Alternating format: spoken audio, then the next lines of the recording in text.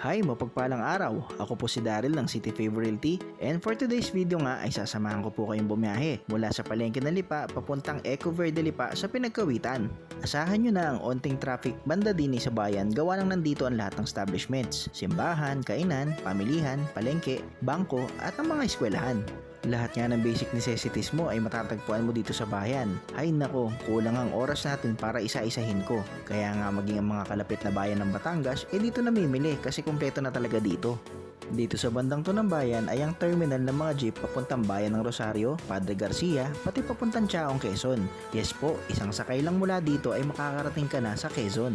Napakadali nga mapuntahan ang lokasyon ng Eco Verde Lipa. Basta tatandaan mo lang mula Alphamart papuntang Alphamart. Ito na nga yun at liliko na tayo sa P. Torres Street. Bilang lehitimong residente ng Lipa ay kabisado ko ang kahabaan nitong kalsadang to. Dito rin kasi ako nakatira kaya ako magiging tour guide nyo hanggang dulo. Simulan na natin. Sa bandang kanan ay ang Lipa Grill na dinarayo ng mga turista at katapat nito ang Miraculous Shrine ng Mount Carmel Church. Dito nga yung umulan ng petals ng roses noong January 24, 1991. Simula nun talagang puntahan na ito ng mga tao. Makasaysayan nga rin ang lugar na to dahil sa likod ng Mount Carmel Church ay ang ilog na ginawang daanan ng mga kababaihan at kabataan para makatakas sa mga malulupit na sundalong Hapon.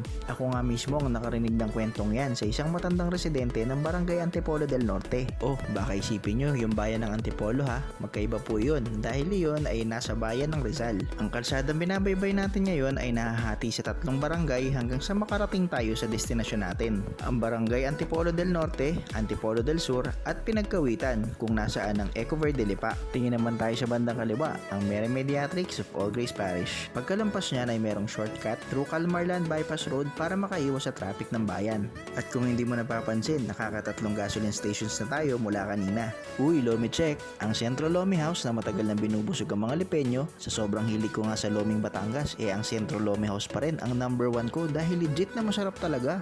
At malamang hindi mo rin napansin, dalawang 7-Eleven na nga ang nadaanan natin. Dito sa bandang to, naghahati ang Barangay Antipolo del Norte at Barangay Antipolo del Sur.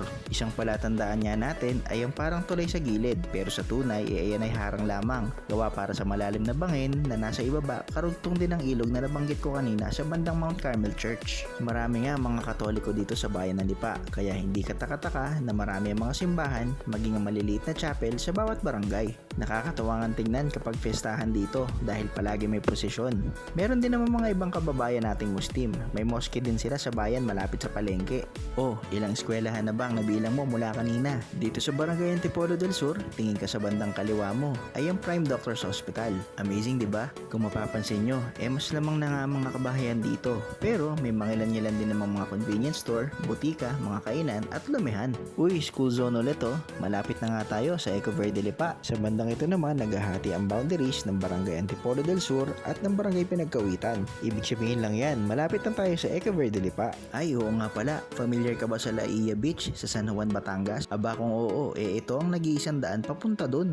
Mula nga dito ay sobra 1 oras lang ang biyahe at makakapagdagat ka na. Hindi lang yun ha, kung gusto mong i-explore ang iba pang beach destination sa Batangas, lahat yan ay may daanan dito. Natatandaan mo ba ang palatandaan natin? Alphamart to Alphamart, ito na nga yun. Isa pang palatandaan ay ang Pinagkawitan Integrated National High School. Kakaliwa nga tayo doon at dire-diretso lang hanggang sa marating natin ng Eco Verde Lipa. Napansin nyo ba? Ang simple lang ng pamayanan ng Barangay Pinagkawitan, di ba? Ito na nga ang Pinagkawitan Integrated National High School. 5 minutes nga lang yan pag nilakad mo mula sa highway. At pagkalampas niyan, bubungad na sa iyo ang Eco Verde Lipa. Sa eksaktong bilang, ang biyahe natin mula bayan papuntang Eco Verde Lipa ay di aabutin ng 10 minuto. On our next video, sasamahan ko naman kayo sa mga pasyalan malapit sa Eco Verde Lipa. This is Daryl and you're watching City Favor Vlogs.